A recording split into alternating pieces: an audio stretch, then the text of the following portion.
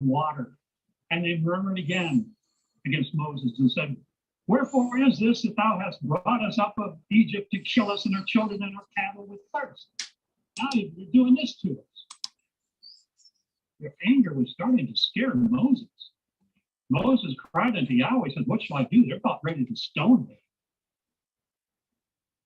Yahweh tested the Israelites to see what was in their faithless hearts.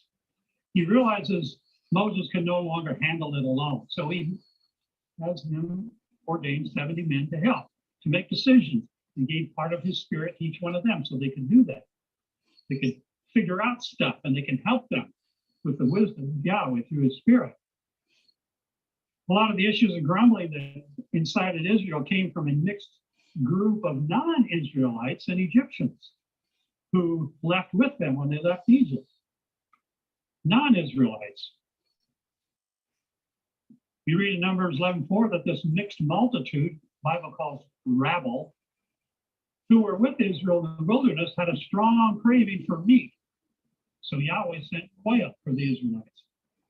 And as they ate, with the meat still in their teeth, he killed them. In verse 34, we read that it was these mixed multitude for the reason Yahweh killed them with fire. It was they who incited Israel's complaining. So that place was called Kibroth Hatava, graves of lust, because there were buried the people who had the craving, the rabble, helped push Israel continually to sin through complaints. Isn't that usually how it goes? So in discord, which is one of the 7 things that Yahweh hates in Proverbs 6. Well, lesson, don't let unbelievers with their lack of faith influence you to sin. This is especially true of young people. An unbeliever doesn't know Yahweh as we do. They don't understand. They don't give him the respect and obedience he commands. They're in the world. They live for the world. You know, they want to go for the gusto, and they have all these plans, worldly plans that they want to do and be. Don't be afraid to be different, young people and old people, or any people. Walk away when they want to do illegal or immoral things. Just go away. Don't sacrifice your beliefs for someone who doesn't even care. One of our duties for the privilege of learning Yahweh's word is to set an example for others. And that's one of the things we do at the feast. We show others the truth. And we show it by how we live, how we act in face of all sorts of different situations. And that's how Yahshua taught. He faced a lot of different situations. It was up to him. How did he deal with it? How did he get through it? And we do the same. But you don't do that if you're timid about the truth. You can't do that if you're afraid of what the world thinks. Why should we care what the world thinks as it continues down a dead-end path? Why do we care? We care about the individual, but the world? Our duty is to show the right way, be different, stand out, live for Yahweh, praise Yahshua. Sadly, too many are just that. They're timid and they're fearful. They clam up when they should stand up and be counted as a witness of what they know. Instead, they compromise their convictions or maintain them under the cover of darkness. If you're one of those faint-hearted believers, please take a lesson from the life of a man with a backbone. His name is Daniel. His is opposite the typical response to creature comforts that we just read about. The first chapter of Daniel introduces us to him as a young man. The Babylonian king that just following his first invasion of Judah and siege of Jerusalem, took hostages, young men, hostages, dozens of Jewish boys who were probably teenagers. Read Daniel 1:4.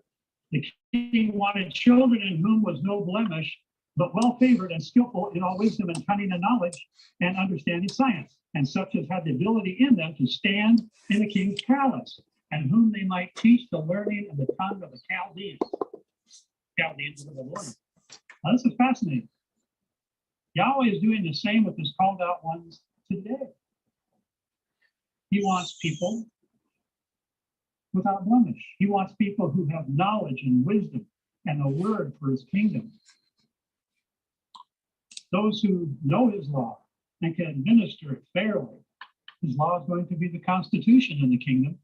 Daniel 7:27 says, all will obey at that time. So what's wrong with now? What's wrong getting this head start? Daniel and friends were so privileged. They got instruction for privileged positions. So too with Yahweh's people, privileged instruction for positions of privilege in the coming kingdom. Now, we don't especially just live for that. We live there. We live for Yahweh because he is our Father and we love him and the Son and want to live for them too. But there are perks, put it that way. Privileged instruction. We're in training for a position of priest, Revelation 5:10, and has made us unto our elders kings and priests, and we shall reign on the earth. Not going to heaven, it's going to be right here on earth. Until Yahweh comes, Yahshua prepares the way for Yahweh, and then he eventually brings his rulership to this world. So the earth is going to be the center of the universe, basically, as far as the Yahweh goes. No wonder it takes effort. No wonder it takes overcoming trials. No wonder it's something that great. Anything worthwhile doesn't come easy. So it wasn't captivity that tested Daniel's integrity. It was privilege. Think about it. Royal privilege, education, the best food and drink, the most sought after job in the kingdom. Who could have a problem with that? How about Daniel? The king ordered Ashpenaz to teach them the literature and language of the Chaldeans, including mathematics, astronomy, natural history, agriculture, and architecture, Daniel 1:4. They were to eat the king's food and drink the king's drink. And after 3 years, they were to have a guaranteed position on the king's personal service. There's so many politicians I know who just died for that. Daniel didn't argue with the education or the training program, and even a future in the king's court. I'm sure he wasn't thrilled with the name Belteshazzar, which was a Babylonian idol. But Daniel didn't have a problem. He drew the line where the scripture did. He did have that problem. He wouldn't eat the king's food or drink, the king's delicacies. Why? Well, these enticing morsels that the king obviously lived on, and delightful vintage wines, perks of the king's service, had been ritually dedicated to Babylonian idols, false gods. No doubt they included ham, shellfish, maybe snake. This is the stuff that they ate. And who knows what other slimy, slithery creatures that the pagans loved to eat. Besides that, these people ate strangled meat and ate blood. Daniel didn't know it. He said he knew the word. He understood the commandments. The decision about food and drink was ultimately a choice about who he worshipped, and he couldn't accept anything else. That's where we have to draw the line. For Yahweh's word takes us. That's where we worship. If the truth opposes worldly practice or custom, you align with the word. Some believers tend to favor certain explanations of their faith when pressed to do so, but that wasn't how Daniel approached the opportunity to state his convictions. Think of the pressure he was under. He was right up at the top of the kingdom of the Babylonians. And think of the temptation. Daniel could have approached the issue a number of more passive ways. You know, he could have thrown the king's food out the window when nobody was looking, and sneaked other food from the kitchen. He could have made covert arrangements with some of the cooks, the kitchen staff. He could have visited the Babylonian farmers market, got his own food, started a vegetable garden out back. He could have got around it a lot of different ways, but he approached the problem head on. Head on. His method was to be upfront and direct. People respect openness and conviction. They really do. even if they don't agree. He sought permission from the commander of the officials that he might not defile himself. He was respectful, but he was unyielding. That's courage and that's integrity. He was also teaching these Chaldeans by his own living example, the best way. By how did he live? They know you believe it if you live it that way, right? A good example is worth 1,000 admonitions. But we teach mostly by our actions. And people notice. People are watching. They're always watching. We teach by what we do. Don't think that they don't watch you. They evaluate you by what you do. Think about this. Daniel was in enemy territory at the very nerve center of an empire that just destroyed his homeland. And yet, we read in verse 9, Yahweh had brought Daniel into favor and tender love with the prince of the eunuchs, Daniel 1:9. He proved the truth of Proverbs 16:7. When a man's ways are pleasing, when a man lives a life that's pleasing to Yahweh, he makes even his enemies to be at peace with him. Don't compromise and forfeit Yahweh's protection. Stand firm in obedience and trust him. He'll take care of you. So Daniel did what was right and trusted Yahweh for the results, no matter what. Something the Israelites sorely failed to do. He'll take care of you if you trust in him. It takes faith. Yahweh made Daniel to look healthier than all the other youths. Daniel 1:15. If it had turned out differently, Daniel would still have stood firm and had faith in Yahweh for guidance. The believer must learn the word in order to keep the word and pass it on to the next generation as well. So get into the action, be a teacher. The secret of teaching is that you must know what you teach. And that means you must know really well the subject you're teaching. You have to know it yourself. The best way to do that is to teach it. You want to learn something, teach it. Boy, you'll get in line real quick with all of the ramifications of that you're trying to teach, because you have to know it. There might be questions about it. I know there's ministers that say, someone will ask me a difficult question. Well, we don't answer questions. We don't answer questions here. And that's more than half your job. That's probably 3/4 of your job, but they're not going to do it. Probably because they get backed into a corner so quickly they don't know what to say.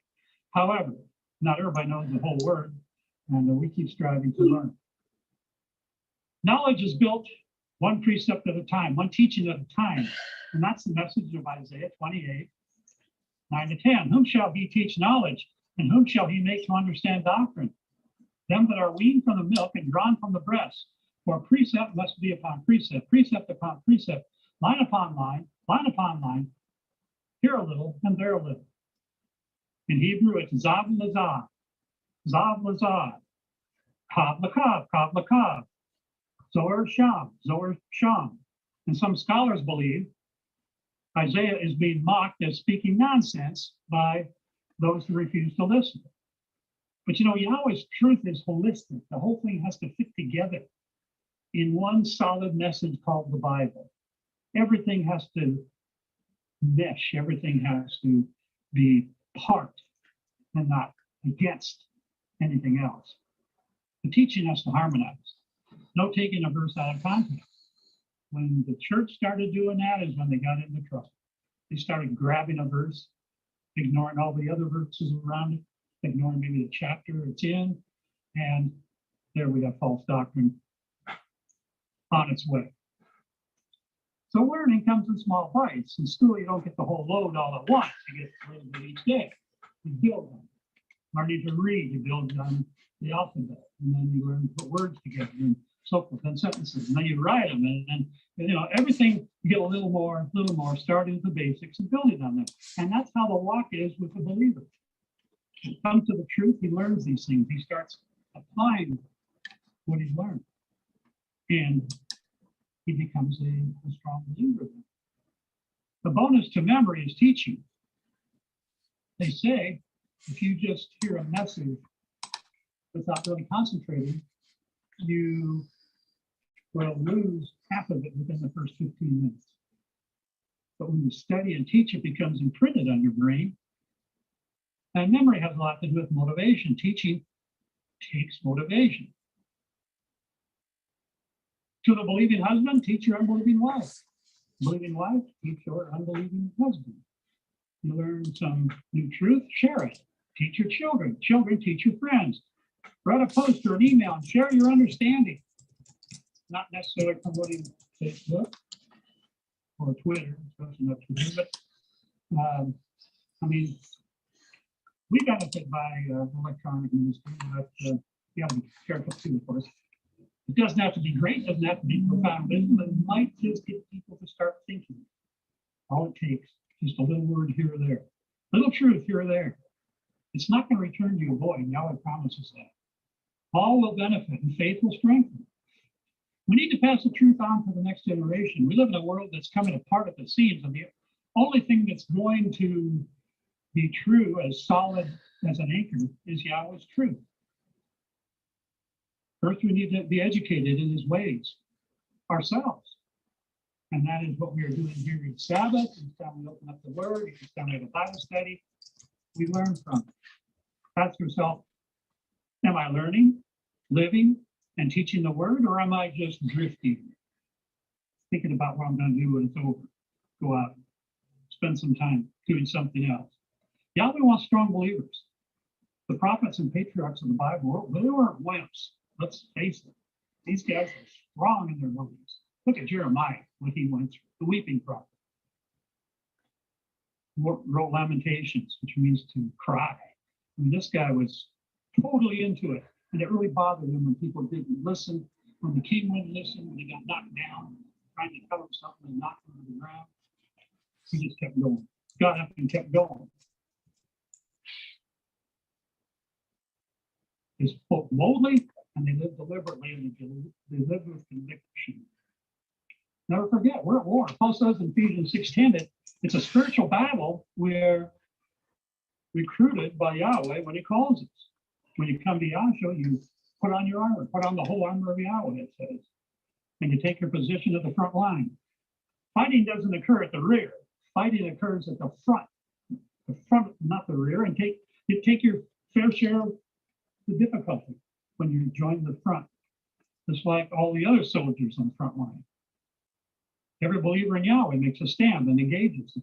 This isn't just some cheap approach to salvation that asks that you come to Yahshua to have all your problems taken care of and all your wants met. He never promised that. He says, in this life, you will have tribulation. But be of good cheer, I've overcome this world. You're not here for a life of prosperity on Easy Street. It's not about you, and it never was. It's about Yahweh and his word and teaching the world. You know, we've all said things that afterward we wish, words that cut or hurt and ultimately made us look like a fool. Like a bad disease, the best cure for loose lips is to avoid it to begin with. Pause before you fire a verbal ball and think before you speak. Ask, what will be the consequences? Who's going to hear it? What will they think? Will it help or hurt? How will others respond and how will they see me? Are you considering everybody? Sometimes I remember a guy, when I talked to him, he'd always pause before I responded. Always pause and then give the answer. It's what a child of Yahweh should do. Matthew 12:36, I say unto you that every idle word that men shall speak, they shall give account of thereof in the day of judgment. Idle word said without much care or thought. Just let it fly. Fire off an invective or just some critical comment, and it's recorded in heaven, believe it or not. On the flip side, we are all at times lacking in faith to do what needs to be done or what needs to be said. Is our faith strong enough? Will we stand before Yahshua guiltless? And he said, what did you do when they asked you this? What did you do when they said this? And you were wrong. Is our faith strong enough to take an unpopular stand because we're afraid of what others may think? Others are not going to stand with you before the judge. You're not going to be there. It'll be you and him. And don't be afraid to have people think, oh, this guy is kind of different. I'm reminded of the story of the brave conductor. Two railroad tracks ran parallel with each other. One day, workmen were drawing the trunk of an enormous tree across the first track. Then the chain broke. The conductor knew that an express train on the other track was due and would soon be wrecked and many lives would be lost. He stopped his train, jumped off, ran ahead, waved his arms excitedly. His gesturing was so extreme, those who witnessed it thought he was a maniac. But the strange antics were enough to get the engineer of the express train to heed, to shut off the steam, put on the brakes, and stop his train directly in front of the great tree. As the conductor looked into the eyes of some of the grateful faces of those he had saved, it didn't matter then, but most thought he must be a crazy man. Don't be bothered to be seen as different or odd because you call on your father's name and keep his laws. Someday they'll see it. Someday they'll say you were right. You were right. Numbers 13, the account of Israel. Their initial probe into the promised land teaches lots of good lessons for us. One of the most powerful lessons of faith in the scriptures. Numbers 13, Yahweh told Moses to send out 12 spies to spy out the land. We know this story. Check out the land of Canaan. Is it fertile? Can it grow crops? Are the people there? What are they like? Strong or weak? Are there few or many? What kind of cities, tents, or strongholds do they have? In verses 4 to 16 is a list of the spies. At the end of the list, I found something very unique. An odd notation. It reads, these are the names of the men through which Moses sent to spy out the land, and Moses called Hoshea, the son of Nun, Joshua, or Yahshua. Why did Moses add a yod to Hoshea's name to make Yahshua? Strong says Hoshea is related to Yasha, 3467, meaning salvation or deliverer. So he was actually defining the name of this guy, what it meant for to be a deliverer. Same name. Moses added the Yasha and the prefix to Hoshea, making Joshua. Maybe Moses used this form to express his purpose of delivering Israel from the evils of Canaan. Bromdyer Briggs says it means to save, give width and breadth to liberate, to place in freedom, give victory to. So it's almost a prophecy of what's going to happen. So after 40 days of spying the land, they found that the land produced wonderful crops and produce. And it can't be the same land I was living. I think things have changed a lot since then. But they found it, the line of milk and honey, and they were more than bought. Came back with glowing reports and abundant richness. Verse 28, but there is a problem, and it's not a little problem. Worst case scenario, the people who live there are invincible. They're big people. They're giants. Verse 30, Caleb begins to disagree. We can take them. Don't worry. Don't worry. Now you got to remember all this in context. And we'll get to that in a minute. There's no way, the others say, lacking in faith. There's no way. I mean, they'd slaughter us like child's play. Remember, Yahweh is giving this land to Israel. Number one, it's a promise of Yahweh. They're saying we can't do it. What does that say about faith? Shouldn't be an issue with him, with him on their side. He gives this land, and do you really think he would have Israel slaughtered trying to take it? Total lack of faith. That's all it is. Do they trust Yahweh and have faith? 14:1-4, it degenerated from a negative report. Oh, now we're crying all night, to deciding to choose a leader to take them back to Egypt. We got to get out of here. This is crazy. That's the power of faithlessness. We can be negative Nellies or be positive and thereby show our faith. We have the choice. Being positive with Yahweh shows faith. It's all how you look at it. It's all how your heart works. A shoe salesman was sent to a remote part of a back country. When he arrived, he was disheartened because everyone went around barefoot. So he wired the company. No prospect for sales. People here don't wear shoes. A competitor, shoe salesman, went to the same place. He too immediately sent word to the home office, but his message read, great potential for sales. People here don't have shoes. Winston Churchill said, a pessimist sees the difficulty in every opportunity. An optimist sees the opportunity in it.